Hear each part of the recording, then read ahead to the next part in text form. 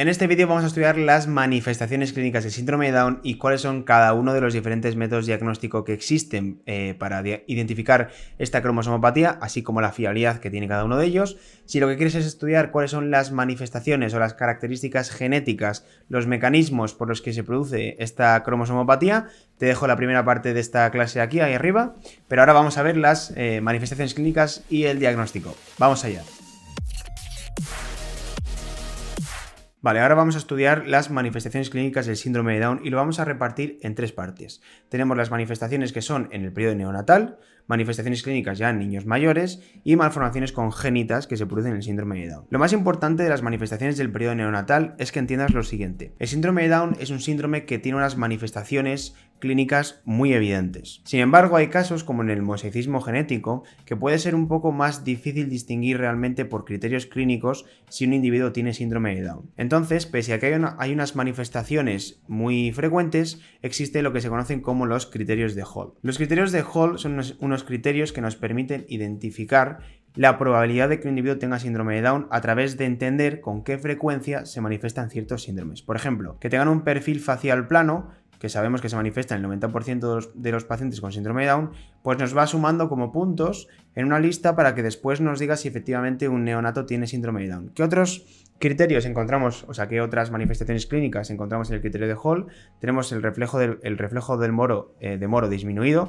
El reflejo de Moro, para que lo entiendas, si no lo conoces, si coges a un bebé y le haces un movimiento así como de bajada muy rápido, o le asustas, o le haces algún tipo de movimiento agresivo, lo que va a hacer es un reflejo como de abrazar.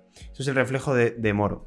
Luego también existe hipotonía muscular, tenemos hiperlaxitud, tenemos piel redundante en la nuca, fisuras palpebrales oblicuas hacia arriba, displasia de cadera, que hay una serie de maniobras para identificarlo en los neonatos, os lo dejamos en la descripción todo esto, que está en el curso de anatomía que tenemos, la clinodactilia del quinto dedo, pabellones auriculares displásicos y pliegue mamar transverso. Son una serie de características que tenemos que ir identificando para saber si es probable que exista un síndrome de Down. Pero ya te digo que lo importante no es tanto, o sea, es más bien para los pacientes en los que existe duda, que pueden ser, por ejemplo, los individuos con un mosaico genético. En el caso de las manifestaciones clínicas del niño mayor, vamos a ver algunas de las características, vamos a estudiarlas con fotos para que lo veas mucho mejor.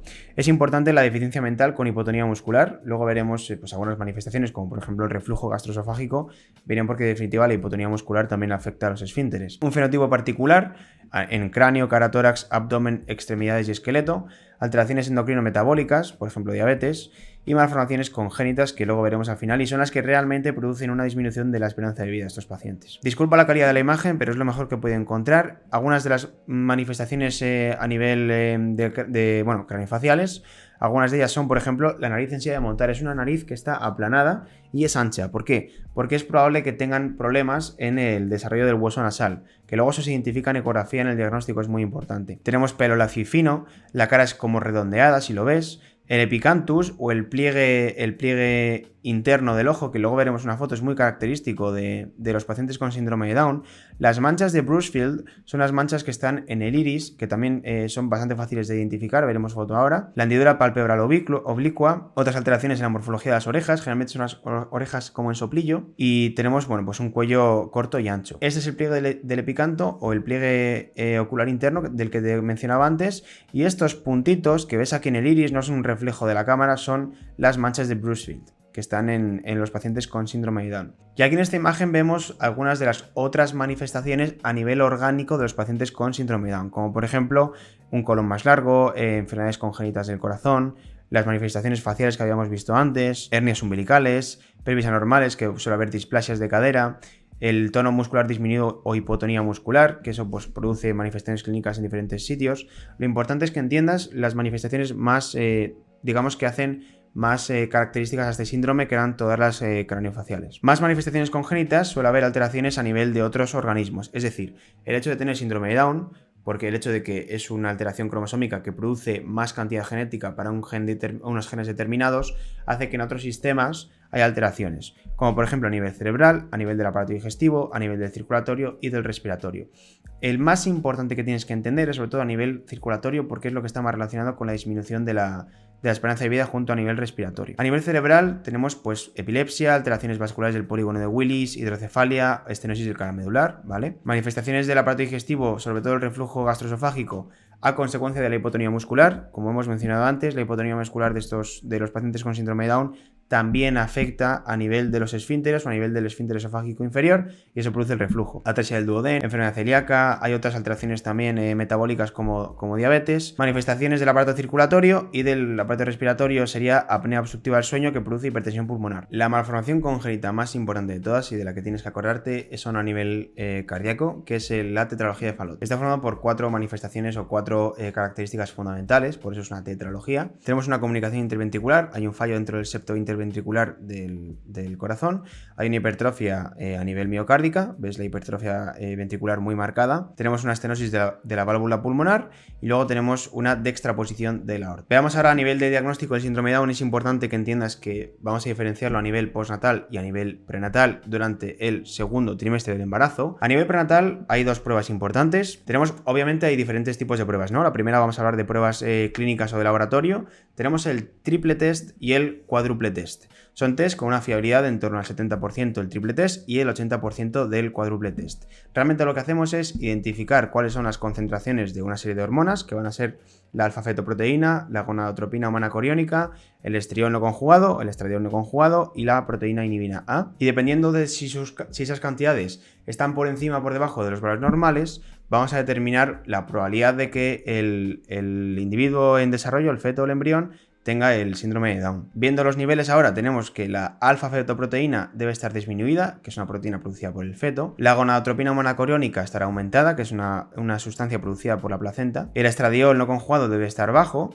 Y si también analizamos la inhibina proteína, debe estar aumentada. Esos valores, si están pues disminuido, aumentado, disminuido y aumentado con respecto a los valores normales, con los intervalos normales, pues entonces es más probable que tenga síndrome de Down. La siguiente prueba que vamos a hacer es la ecografía, que tiene más fiabilidad. Estamos hablando ya de un 95%, vamos aumentando el nivel de fiabilidad, ¿no? A nivel ecográfico tenemos que identificar 2 elementos fundamentalmente para ver si el paciente tiene síndrome de Down. Sería lo primero el hueso nasal, nasal bone, aquí lo ves, que está en este colorcito que es más denso a nivel gráfico, y que el pliegue nucal sea normal, no esté aumentado. En el caso de un paciente con síndrome de Down, ¿qué vemos? Tenemos que efectivamente el hueso nasal no es tan denso, es decir, que puede estar ausente. Y en este caso tenemos que el pliegue nucal está aumentado. ¿Ves todo este espacio como relleno de líquido? Bueno, pues este es el pliegue aumentado. Son pruebas que nos van dando más fiabilidad. Pero ahora tenemos el diagnóstico de confirmación. Dentro de las pruebas invasivas hay 2 pruebas fundamentales. Tenemos la amniocentesis y la biopsia del corion. Lo que vamos a hacer en definitiva es invadir, vamos a alterar, es una prueba que va a alterar un poco el ambiente en el que se encuentra el feto. Por eso son pruebas que tienen un riesgo asociado, ¿no? Y es preferible utilizar siempre que se pueda otros métodos diagnósticos, pero este es el método real de confirmación. En el caso de la amniocentesis, lo que hacemos es una punción a través de la piel, llegamos a la bolsa amniótica y obtenemos muestras de líquido, y en el caso de una biopsia de las vellosidades del corion, que es una prueba que hacemos transvaginal, lo que hacemos es hacer una punción en las vellosidades del corion y es una prueba que está guiada por ecografía y obtenemos unas muestras sanguíneas. Finalmente, la última prueba importante es hacer un cariotipo, que es vamos a hacer una radiografía genética del feto. Entonces lo que hacemos es obtener muestras a través de las muestras de sangre o de alguna célula que se encuentra en el líquido amniótico y que hemos obtenido por o la biopsia de las vellosidades o la amniocentesis. Lo que hacemos ahora es hacer una hibridación FISH, que veremos en otro vídeo, te pongo un link en la descripción para que lo entiendas, que en definitiva vamos a buscar si tiene más unidades de cromosoma 21. También identificaremos, lo que hacemos es hibridar una serie de secuencias genéticas marcadas con los genes del propio individuo, ¿no? Y entonces luego con fluorescencia vamos a poder ver si hay más cantidad o menos de una región concreta.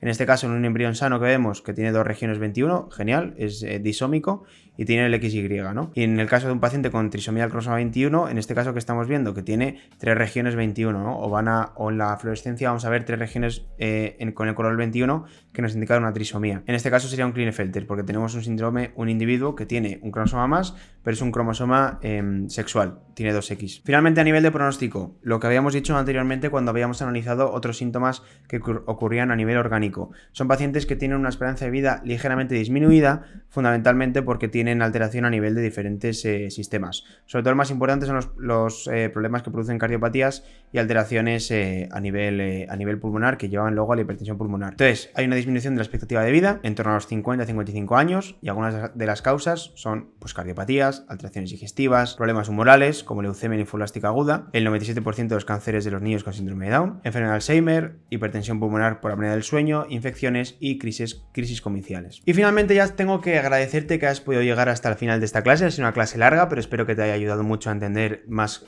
cosillas sobre el síndrome de Down. Recordarte que esto forma parte de los cursos gratuitos de salud que hacemos en Paradigmia. En paradigmia.com/cursos vas a poder encontrar todos los cursos de salud que hacemos de forma completamente gratuita, que te van a ayudar mucho a ti a mejorar tus resultados y a tener más conocimiento como profesional de la salud. El último favor que te quiero pedir es que des like al vídeo, que te suscribas, que actives las notificaciones para que puedas ver más clases como estas y que puedas compartírselo a todos tus compañeros o bien de facultad, universidad o compañeros de profesión. Finalmente, muchas gracias otra vez y nos vemos en la siguiente clase.